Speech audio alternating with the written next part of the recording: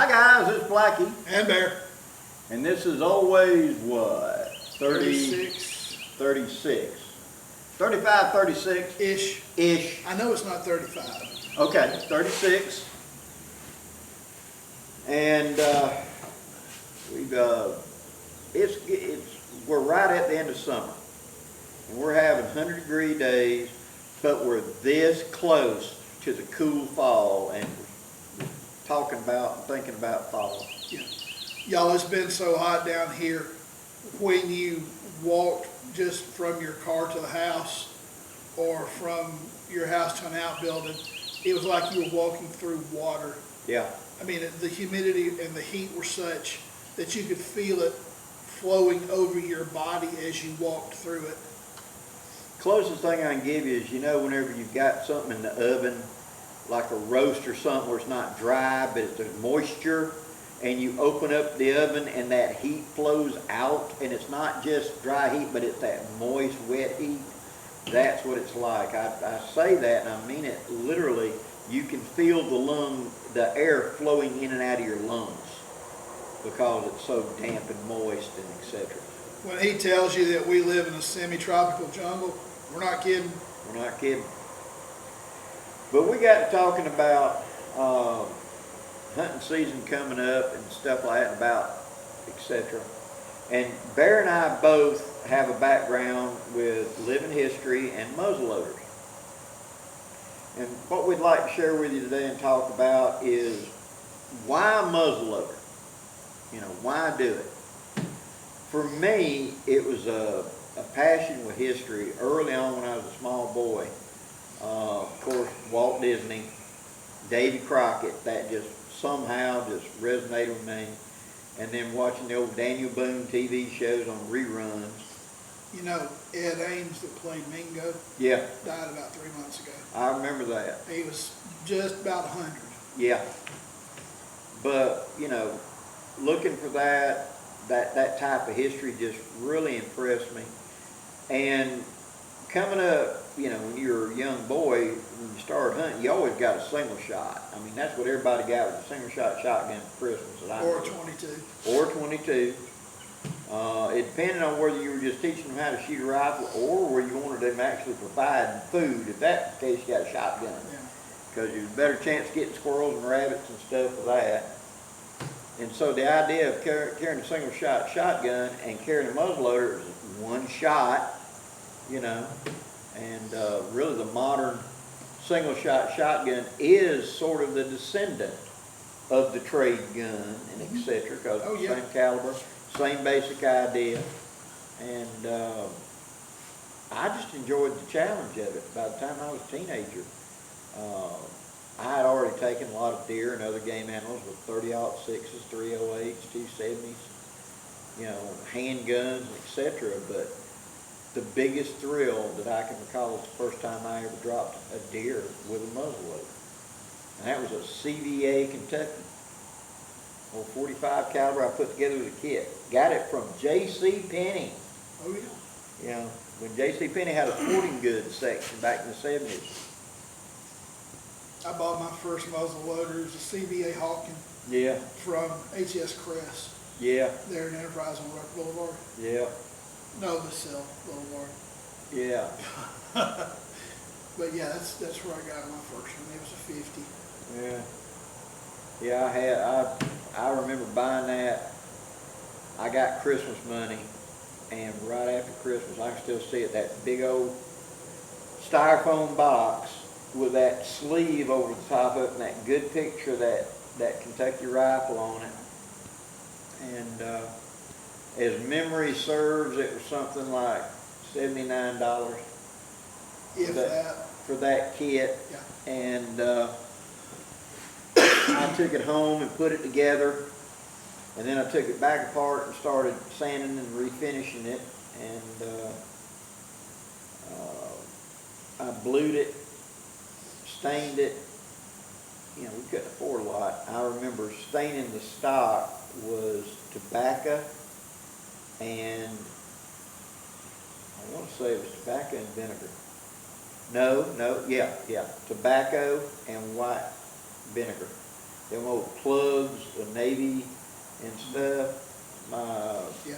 uncle told me that. He said, if you want to use it for a stain, use tobacco.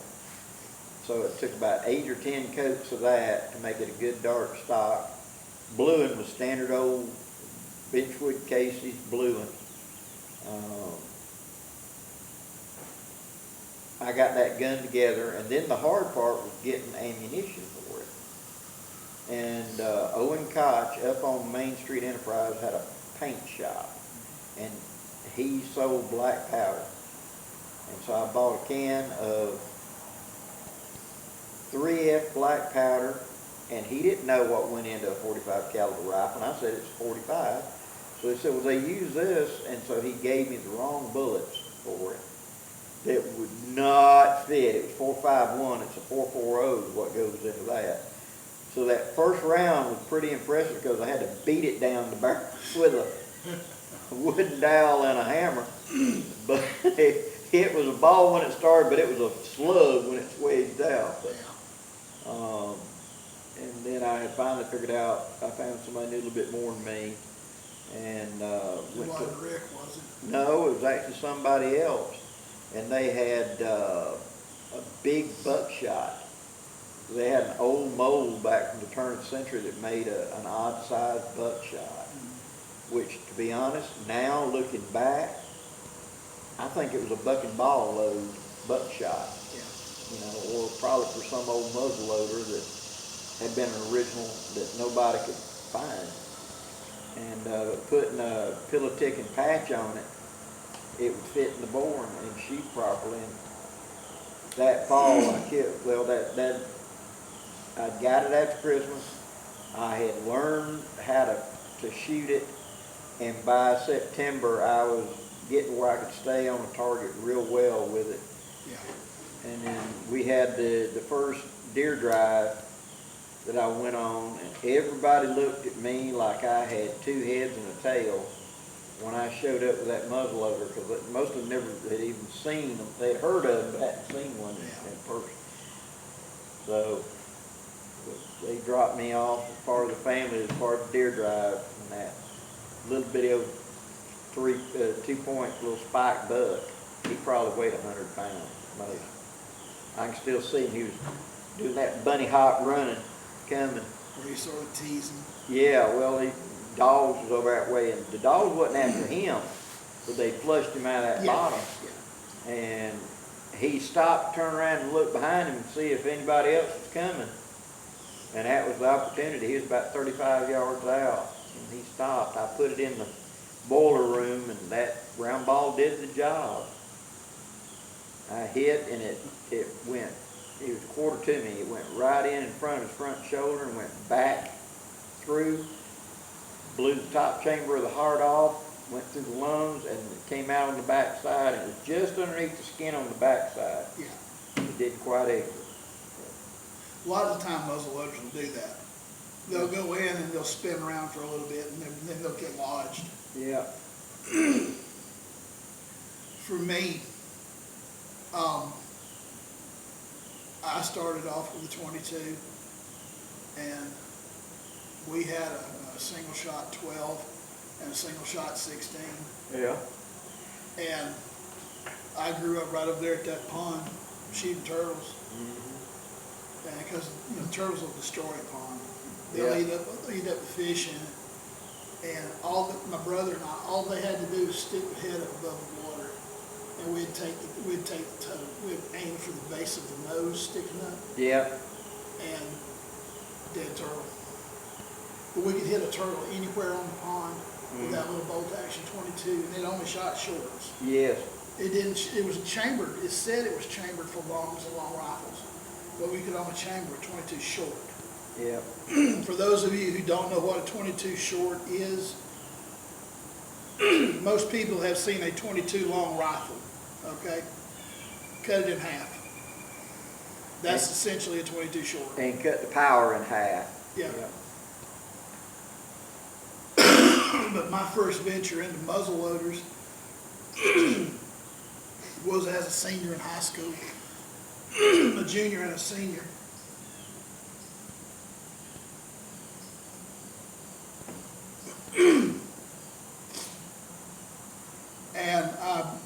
got some graduation money, and I went to a store in Enterprise called H&S Crest. And they had a CVA, Connecticut Valley Arms, Hawking. Traditions today, but basically the same thing. Yeah. And I bought it. And I had the most fun with that gun. Mm-hmm. Absolutely the most fun. But, you know, I've killed lots of deer with shotguns and rifles. I even killed one with a pistol. But I have not been as fortunate with a muzzleloader. I want to say that up front. But you can take that 30-06, or you can take that 30-30, and if you can see it, you can kill it. Mm-hmm. Pretty much. Down here in our neck of the woods, we're relatively short range because we're in a semi-tropical jungle. Unless you're shooting across somebody's agricultural field, he ain't far. Yeah, 300 yards down here in South Alabama is a long shot. A very long shot. Yeah, most like peanut fields or corn fields or whatever, soybean, they'll have that kind of a distance like he's saying. You do that several times and it kind of loses the romance of it, yeah. The romance of it, the charge, the excitement. But with this happens to be a flintlock. This is a Harper's Ferry 58 caliber rifle, and I could get those 300 yard shots with this gun. But this gun is most effective out to about 100 yards. And you've only got one trap. Yeah. And that's the thing, the gun will chunk it that far. Yeah. And since it's a 58 and it's set up, it's going to be shooting a mini ball, which is a big slug. Think of it like a shotgun, but it's rifled. And when the Harper's Ferry was the very first rifle the U.S. military ever fielded. Before that, it had all been smoothbores, what we call a shotgun. And they did tests with them out to 300 and 400 yards on man targets, and it was good enough that they felt confident enough it could be used in battle. Yeah. So at the same time, today it's not really responsible to try to hit something that far away. But here where we're at, like we're talking about, you're in such a close proximity anyway. Most times, especially if I'm in one of these deer stands down in one of these thickets, you're having a 50-yard shot. Yeah. Because you can't see it till it gets within 50 yards of you, because until the dead of winter, whenever everything's dead. But early in the season especially, you have the greater chance of getting a shot at it. In which case these are more than adequate, just like a single shot slug out of a shotgun. Also, if you look at the side of the box on those 308s and 30-06s and 303 British, if you read the box, it says effective range out to 7 miles. Yeah, that's ridiculous. It will throw the bullet that far, but you won't have any accuracy. No, it's going in that direction. Yeah, it'll travel in a straight line for approximately 7 miles. A 22, if you'll read the side of the box, it says effective range 1 mile. Which is 5,007 feet. Yeah. So yeah, and it'll travel that distance like that. It will throw that. It will throw that piece of lead that far, but your accuracy is shot. Yeah. No pun intended. But using them, I mean, I don't know if you ever got into archery. A little bit, yeah. I played with archery some. I took a couple of deer with them. I never got into the bows that had all the bells and whistles. I had an Oneida Eagle. That's what you saw in the Rambo movie. I had the first year of production and things, and they were ridiculously powerful. It was made for hunting grizzlies and big dangerous game. It said to wear a metal arm guard and never ever, that's where they developed carbon fiber arrows, was for that thing. Because you'd shoot an aluminum arrow and you might get 3 times with it, and after that it was so warped because that thing it had double limbs and double compounds, and it would accelerate so hard it would bend the arrow. Well, that's what the archer's paradox is. Yeah. When you're got the arrow drawn back, your arrow has to go around the bow. You gotta go around the handle. Yeah, and when you let go, it will start to fishtail, which is the archer's paradox. I've talked about it in a earlier video, and it gets out about 30, 40 feet in front of you, and it balances, and it becomes essentially straight. But at a high-speed camera, you're watching it do this until it stabilizes out. Yeah, and it's like Blackie was saying, an aluminum arrow has a memory. And if you crunch it enough times, because what you're doing, when you let go for a split second, that arrow goes from this, and I'm exaggerating the distance, okay? Goes from this to that. Back end starts moving before the front end gets going. Yes, it will shrink down and then it will spring back out. But aluminum has a memory, and it will not completely return to its length. And you do that several times, and it will remember the bend, and it will remember the compression, which is why you can't use that aluminum arrow much. You shoot just a couple times, even in target practice, and then it'll just, you look, you can turn it, you can see it's warped, you're actually gone. Yeah. I shot a hickory, I went to a hickory bow, I made my own arrows, and I had to put, legally in Alabama, you gotta have a broadhead on it, you can't make a flint or whatever, and utilize legally. But, you know, I did that, but when using a muzzleloader, it's roughly the same distances that I was using. So came off of modern guns, played with these, took a couple of deer with them, got into a little bit of archery. Archery really refined me in this, really, for range estimation, etc. And then I came back to it and was using muzzleloaders, and it got to where I didn't really want to go take my modern guns out because it was like it was cheap. Exactly. Exactly. I wanted the challenge of using a muzzleloader. Yeah, we've taken y'all over to our pond, and I can sit in the trees on one bank and shoot a deer drinking water on the other one. And, you know, we're talking about a 12-acre pond. And where's the challenge? Yeah. Okay, you're a sniper. Yeah. All right, and I'm not besmirching snipers. Guys, you've earned everything you get. Okay, you are an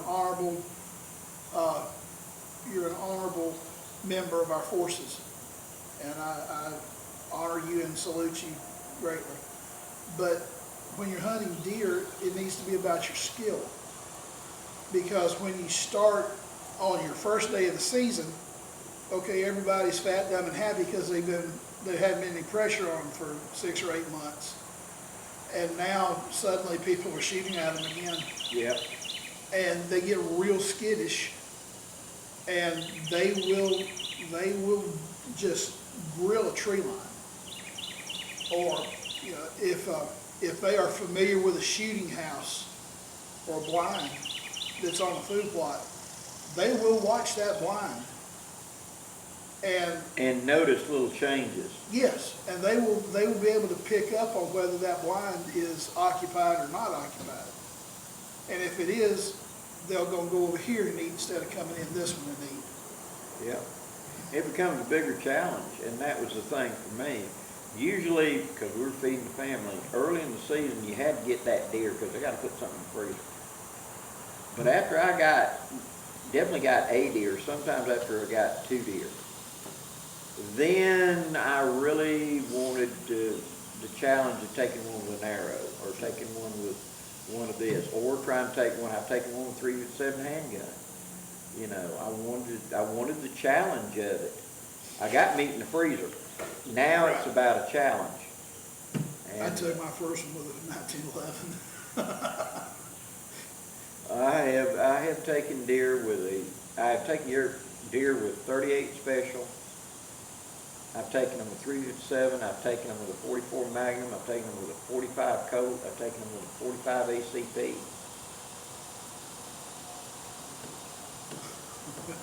Thinking, if there's any other caliber, I'm sure so. And of course, I've taken one with a muzzleloader handgun.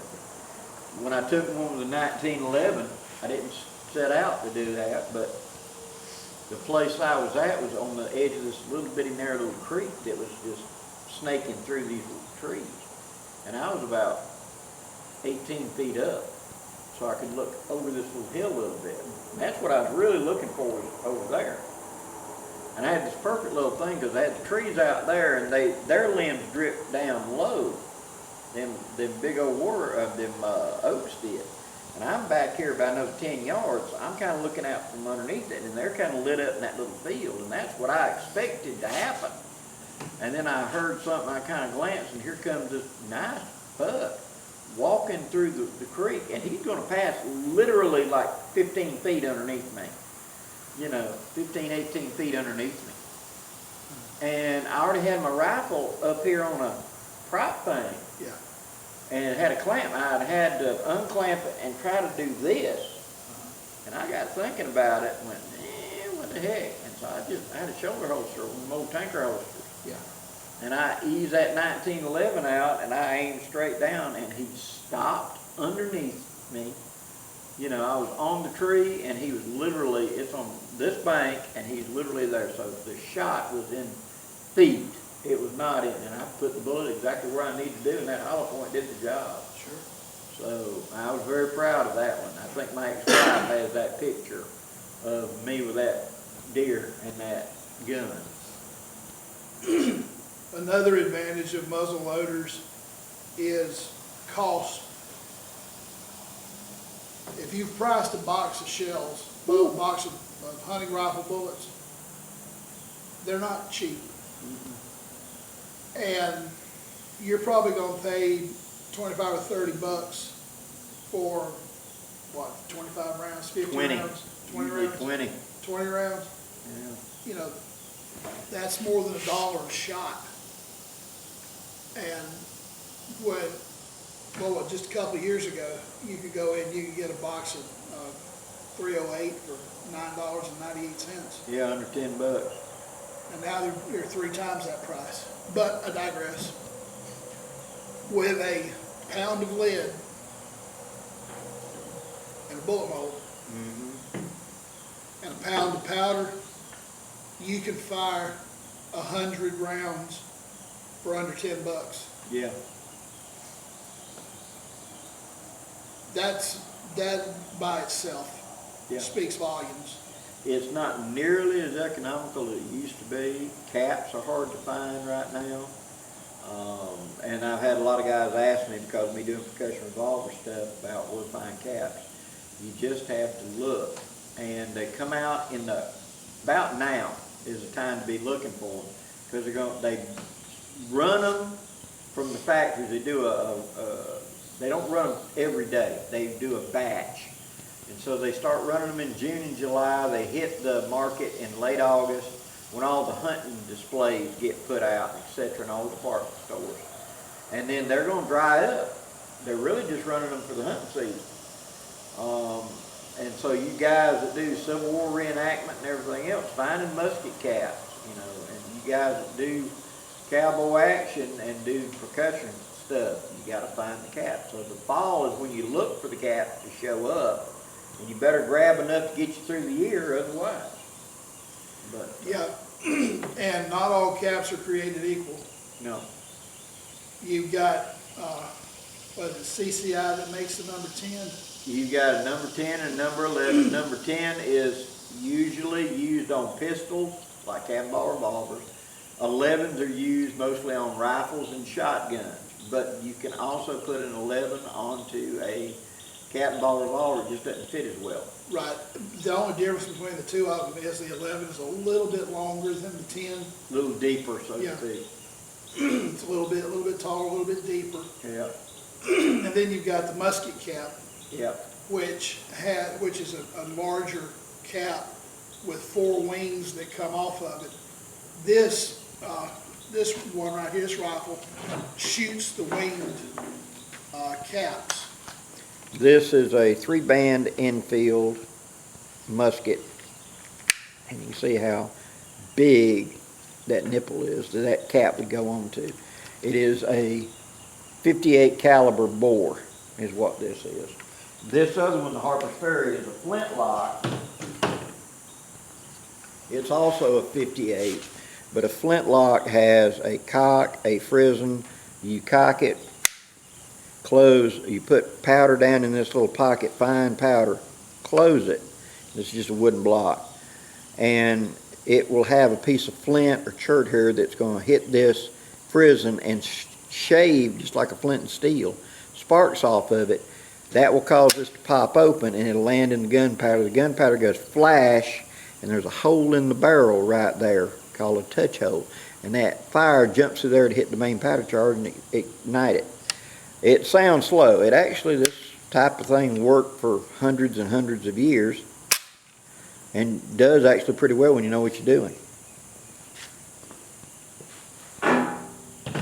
It's something that Bear and I are kind of circling back around to do the challenge of. Now, the 58, the Civil War muskets were 58s. And they shot a slug called a mini ball, which think like shotgun slug. And the guns were used in 150, 200 yards, usually engagements. However, the guns were capable of shooting a great deal farther without that much effort, really. The great weakness in the American Civil War was we didn't teach range estimation.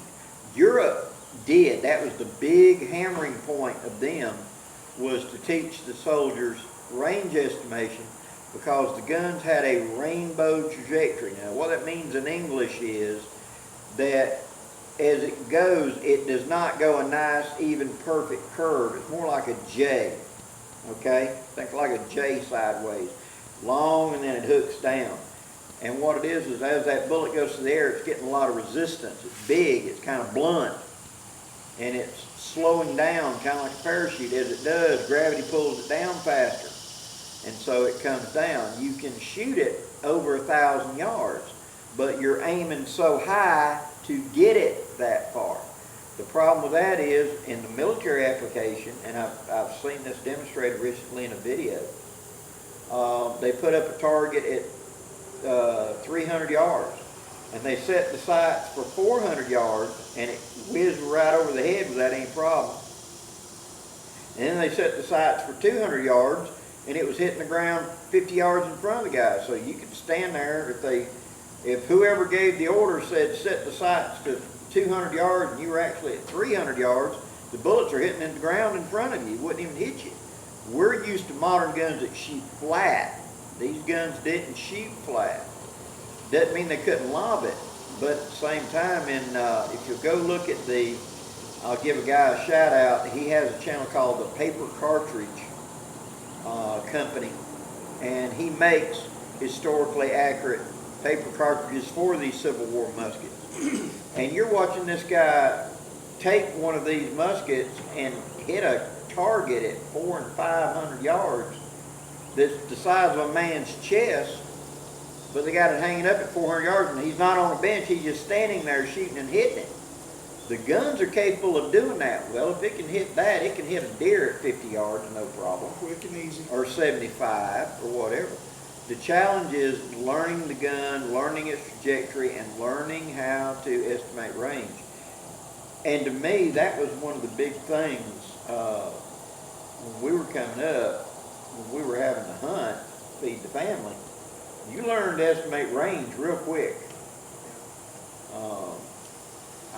I remember back in it's probably not true today, but back in the 1990s, they were doing a study when we had first got into the Gulf War. And I remember a study came out, and they were looking at snipers, because we had been training for years in the military to fight Russia, and we were going to be in the Black Forest of Germany and stuff like that, and that was our military doctrine. And suddenly we're in an open desert warfare where it's thousands of yards, you can see, and instead of your guys having to shoot in thick forest at 300 yards, suddenly you're sitting out here trying to hit guys at 500 and 600. And they were estimating, they were looking at the serving snipers And the funny thing to me was that of all the services, the vast majority of snipers were Southerners. Of course. It was the vast majority of them were Southerners. And it was, you know, because we hunted in varying conditions and you had to be able to do it, where the guys out west, you'd think the guys out west in the wide open Kansas would be the ones that were really, really good at estimating range. But it seems like the people down in the south, because we're so used to shooting 25 and then it's got to be 300 yards across that field. Yeah. You got to calculate it out otherwise. Yeah, you have to be able to adjust on the fly. Yeah. Because like you was saying, you know, you've got a target over here that's 25 yards away, and you turn your head around and there's an even bigger target over here that's 100 yards away. Suddenly windage and elevation become important. Yeah. You've got to estimate right now. You ain't got time to sit there and start playing with the scope. No. You got to just raise it up and know roughly where to aim above him to drop it into him, or aim low because you're sighted for 125 yards. This one showed up at 30 yards. Yeah. Because of the spin of the bullet, if you drew a straight line between the muzzle of the gun and the target, you're going to come out and it's going to rise up a little bit and it's going to sink down. And it's going to rise up. What it's doing is it's going around the line of sight. Yeah. And because of the spin of the bullet. Kind of like, if you're looking edge on, it's kind of like that. Yeah, it's a spiral. And you've got to estimate the distance and sort of unconsciously the point on the spiral where the bullet's going to be when it gets there. Not that drastically, but you understand what I'm saying. Yeah. And you just call the shot. So on the one hand, we're doing it as a mental exercise, a mental thing, of testing ourselves, of having something that, you know, if life and death depended on it, we both have a modern rifle sitting there. I'd had one of my scope 30-06s or whatever, and, you know, if I could see it, I could hit it. Now I'm a lot older. I don't want y'all to think I'm bragging. I'm a great shot. I was adequate. But I put a lot of meat in the freezer over the years. And if we went back to that kind of hard times, thank you. Anyway, if it was back to those kind of hard times and we were having to do that to survive, yeah, it would be a modern gun with a scope on it and et cetera, cause, you know. Well, you got to be practical. Yeah. This is this is the romantic notion of old men. Yeah, and it's the enjoyment of it. Right. And when you're in a situation that is dog eat dog, and you've got to take it up a notch and become that angry old man that movies are so famous for, Yeah. we're going to go with a modern gun. Oh yeah. Whether it's an AR, an AK, bolt action, does not matter. Okay, we're going to go for high caliber and modest capacity. What we can do effectively. Yeah, that's the bottom line. Because when you've got to put meat on the table, because you got hungry mouths waiting on you, the nostalgia kind of goes out the window. Practical becomes the most prevalent. And that's one of the things when you look back and I've heard the tales of my grandfather and a lot of them old men who were trying to feed their families during the Great Depression. And they didn't exactly follow game laws. Well, There were game laws? they were game laws, yes, somewhere. But they, Not necessarily here then. yeah, but they were trying to feed the family. And so my granddaddy talked about my uncle who had a bolt action 22 Magnum. And that was in the 50s, that was his favorite gun for taking deer. Now today, that's illegal. I'm not trying to encourage it. But he was that kind of a good shot. Yeah. And he could precisely dial it in and hit exactly, and he knew exactly where to hit it. And so he liked it for it was a light, handy rifle. He kept it with him on the tractor. And if he looked up and he spotted one, he'd just push the clutch in, he'd come to a stop, and sitting in that seat with it vibrating underneath him, he'd drop a deer. And I remember seeing a picture of taking an old black and white picture, and draped over the hood of a Ford Farmall was 2 deer, you know, and rose up behind it was a bush hog. Yeah. So he was cutting hay or something, you know, and he looked up and there was a deer and he popped it, and he just put it over the hood of the thing and kept cutting hay, and another one popped up and he shot 2 of them. Yeah. Yeah, you know, when you're in hard times, you know, your choices are limited. You follow the law always as best you can. Yes. But what was it my granddaddy said? Be as honest a man as you can be, but before you hear your children cry because they're hungry, by God, rob them blind. Yeah, become dishonest. Yeah. No, not dishonest, creative. Be creative. Be creative. You do not say steal, you say creatively acquire. Yeah. Yeah.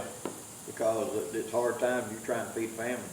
Something else about this that I just clicked was when you're shooting black powder, whether it's revolvers or you're shooting, I think it's specifically muzzle loaders. I was going to say loading up black powder in like a Model 97. Yeah. I don't think you can do that under the current game laws, but this extends your hunting season. Yeah. We have a special muzzleloading season in Alabama. Yeah, you get a whole week in front of regular deer season, regular gun season, to go out and do your stuff. Bow season starts 3 weeks before that. Mm-hmm. And then in the 4th week of bow season, you get muzzleloader season. And then at the end of muzzleloader season, you get gun season, gun and dog. Mm-hmm. Well, you can continue to hunt with these all the way through, but you get that extra week at the beginning. Like I said a minute ago, the animals are not stressed at that point because bows don't make that much noise. And this, in the greater scheme of things, doesn't make that much noise. It's not silenced by any stretch of the imagination. But if you put this at a range upside a high-powered rifle, 308, let's say, you can pull the trigger on this one and you might hear it 200 yards away. You pull the trigger on that 308, everybody in the next zip code is going to know you pulled that trigger. Yep. That's just it. The report of a muzzleloader is a boom, where a modern smokeless gun is a loud crack. Exactly. And so the sound actually carries a lot farther. But yeah, you talk about them not being stressed. I had my hickory bow. I shot at this young buck, and it was just one of them moments. I let go of the arrow, and as I let go, he ducked his head down to take a bite of something or sniff something. And the arrow went where his neck was, and it was boom, and hit that tree, and you figure he would jump and run. Instead it went boom, and he looked up, backed up, and sniffed the arrow. He literally sniffed the arrow. Like it's sticking out of the side, it's sapling, you know. And he just stuck his head down and walked around it and kept going like, I don't know where that came from. Like, I didn't know that limb was there. Oh, yeah. Well, did you reload and take him? I was in the process of fishing another one out kind of quietly, going to try it, and he just walked on off. And the last I saw him was him just walking along. He never even put his tail up. But I couldn't get a shot on him, and I'm not going to try a rear shot with a bow. Yeah. Because I'm more likely to wound. I don't have any of the important, can you do a spine shot? Yeah, from above, but the angle I was at, it just wasn't worth the risk of gut shooting. Yeah. I date this wonderful lady from right on the Crenshaw County, Montgomery County line. And when I come back from going up there for date night, there are 2 bucks. I see deer all the way back, up and down the highway, because that's big deer country. But there's these 2 bucks that are just a couple of miles from her house, and they're always together. And this is the end of August, all right? I'm feeling like this is going to be a cold, extended winter because these bucks are already out of velvet. Generally, they don't do that until next month. Yeah, right now they'll have their horns, but they're in velvet, but Yeah. not now. These two bucks, and they are big bucks. They've got a spread on their rack probably 30 inches from outside tine to outside tine, and they're big and thick bucks, but they're not in velvet. Yeah, which means they're eating up. Somebody's got a deer feeder going year round somewhere, so they're getting good and fat.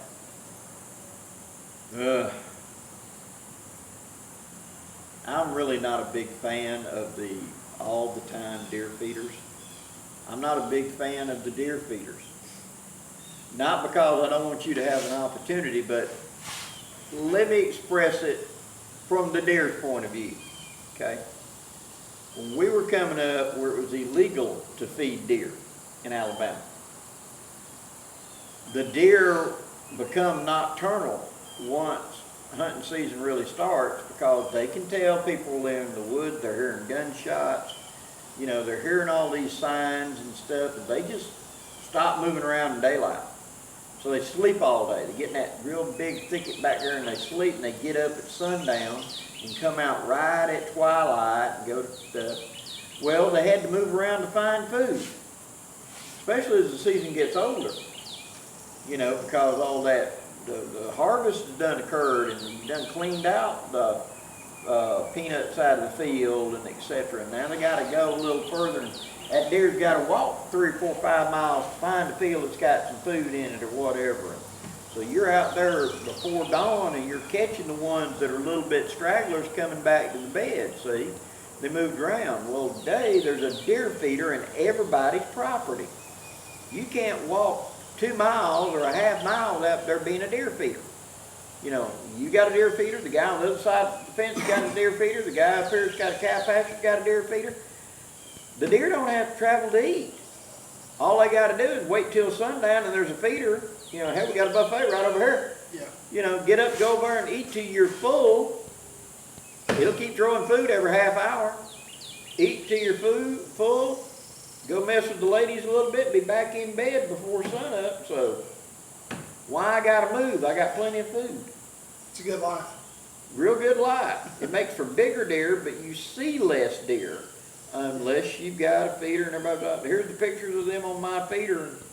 And then 2 weeks after the season starts, they ain't no deer at the feeder no more because they moved down in that bottom down yonder. And Joe's feeder's getting 10,000 pictures, and your feeder ain't getting hardly no pictures. Well, there's food there year round. Why I gotta worry? There's a buffet. You know, that's what he was saying about feeding deer. You could throw corn out, but you couldn't hunt over it. You could throw corn out, but you couldn't go in to hunt for 2 weeks. And the game wardens, I don't know how they do it, but they know who's got corn out and who doesn't. Yeah. Now you can hunt over a pile if you've got a permit. You pay $15 and get a permit. You can sit over the stand with a shotgun over the top of the corn if you want to. Yeah, you can stand right over the corn pile and just wait. But deer feeders are a good, bad thing. Like you said, it makes for complacent deer, but it provides a steady diet. So you have larger, better fed, fatter deer. Well, you lose in the hunting aspect of it. We stock hunt. I don't know anybody young today that stock hunts. No. I mean, we would go sit on a deer stand till about 9 or 10, and by then we figured the deer were in the bed. We'd come down out of the deer stand, we'd get, if you were part of a group, you'd come off the deer drive and you'd start pushing heads, which was form a line and walk through it. I would get off the deer stand about 10 or 11 and I'd start slowly stalking around the bottoms trying to catch deer in the bed. They might be asleep.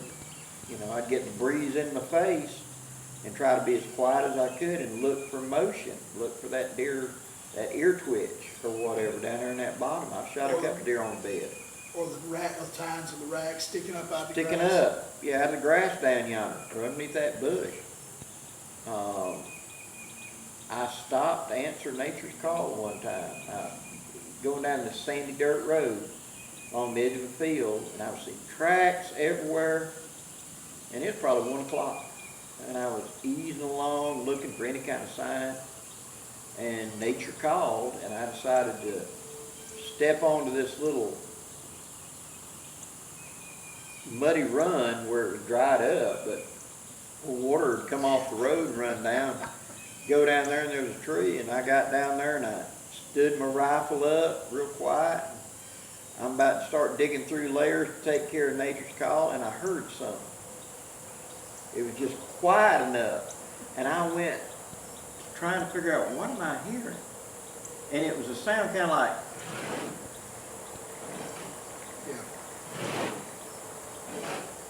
and I'm looking up trying to figure out, is that a limb scrubbing, or there was no wind, there was no nothing. And then probably 30 yards in front of me, I could see that rack sticking up, and that big deer was snoring. I was hearing the deer snore. You know, and I'm like, holy cow. And I looked where this, this bare little red clay, you walk on like it was concrete, so it's quiet, I eased up there and I looked over and I could see the rack, and I could see his head, and he was going, and what it was one of them big old leaves was right there in front of him, and that was that scraping sound, was that leaf going back and forth, and so I took a sight right on top of his head, and he never woke up. He went to the other side, but it was like, I heard one snoring. It was that quiet and that still. And then you took care of nature's call. Woo! You didn't have to before, you really do now. But when we were young, you'd see, I'm sure it was a Norman Rockwell or something, the classic thing of a guy with his drawers down, he's grabbing for his gun because the deer steps out. Yeah. I've heard stories of that from people many times. They're on deer drives or whatever, and they'd partied too much the night before and had an upset tummy, and they got their drawers down. Here come all the deer stampeding around, and they got their drawers down. Yep. In the not too distant future, we're trying to track down a bullet mold that will fit both of these guns. And the general idea right now is to have a small series of hunting with muzzle loaders.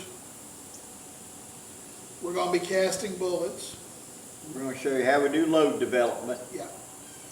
And then we're going to show you, we're going to roll some paper cartridges.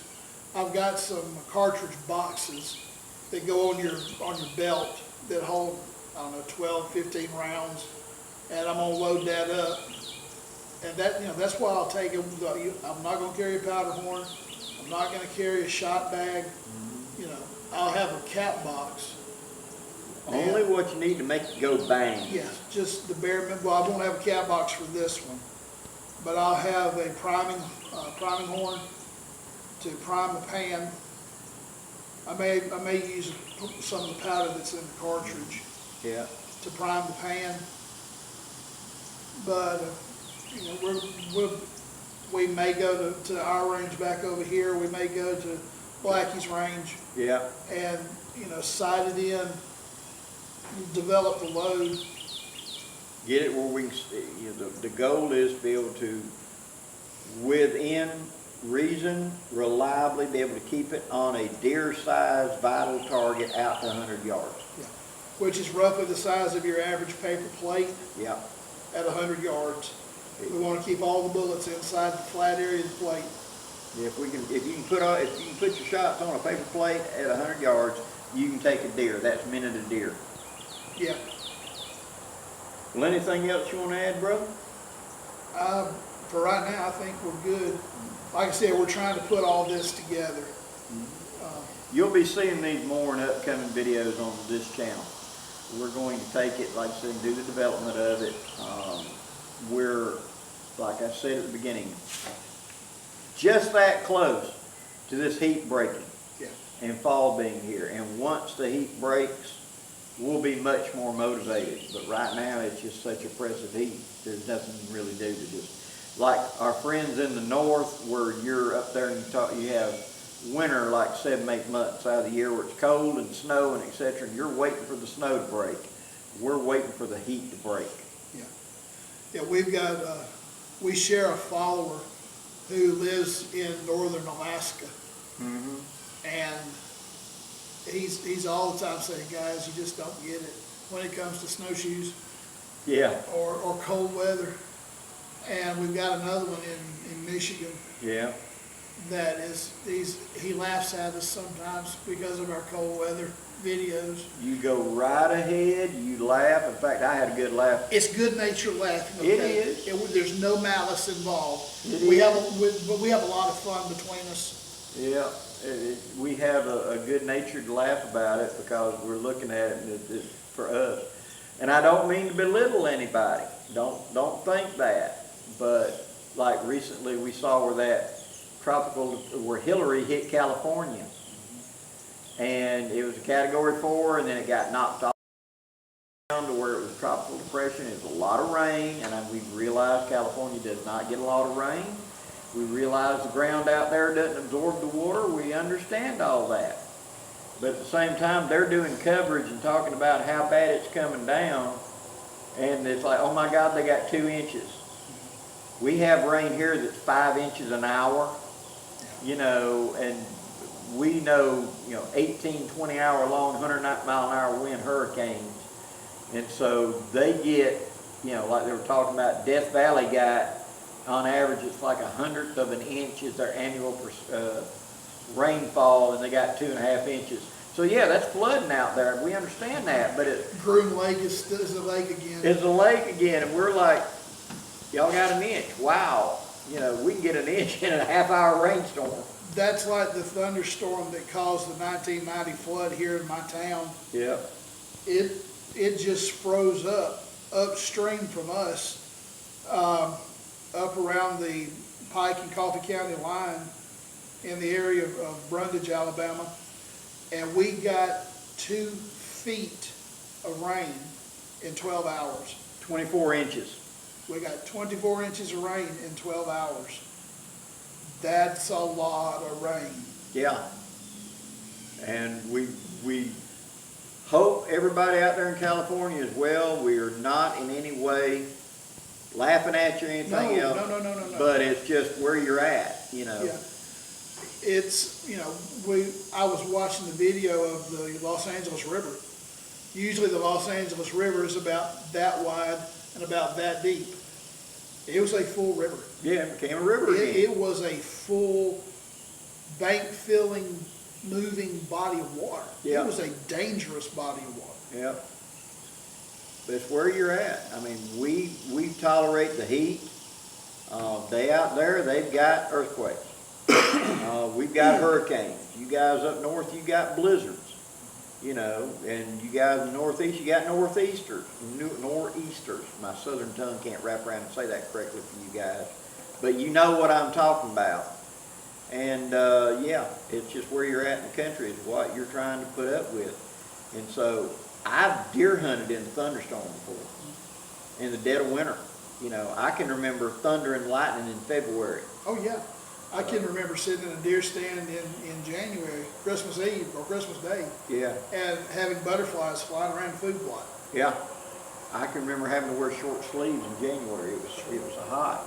And then on the other side of that, I have literally been sitting there in a deer stand and have it be at the dead of winter and have a thunderstorm. Mm-hmm.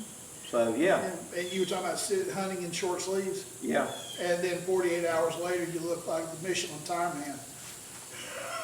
Tell me I'm wrong. I had one of my followers up north, he was out of Minnesota, and he said, it was in February, and I said, okay, what is the low And he said, oh, the low is gonna be 18 below zero.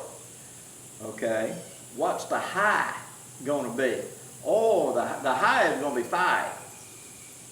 So you got, what, 12, 13 degree temperature change. Yeah, okay. It was 78 here this afternoon, and it's gonna be 19 tonight. Yeah. Do you dress for the 70 or do you dress for the 19 on an overnight camp out? You got to dress for the 19. You're going to be toting a lot of layers. Yeah, you got to dress for the 19, but I would have the 70 underneath. Yeah, because I got to peel it off. Just peel down to that. You know, it's the land of extremes. And so you got to be set up for your environment. And our hunting, you know, we may be, in the beginning of the season, you may be deer hunting with these guns in 85 degree temps. Entirely possible. Sitting there sweating in your deer stand. On the other end of that, we might have an Arctic blast down here and it might be in the low teens. So you've got to have a gun you can do in either of those heat extremes. You know, the guys out in the West, you understand sitting there looking down a rifle barrel and seeing heat shimmer off the barrel. At the same time, you guys up north realize it gets so cold you can't feel your fingers.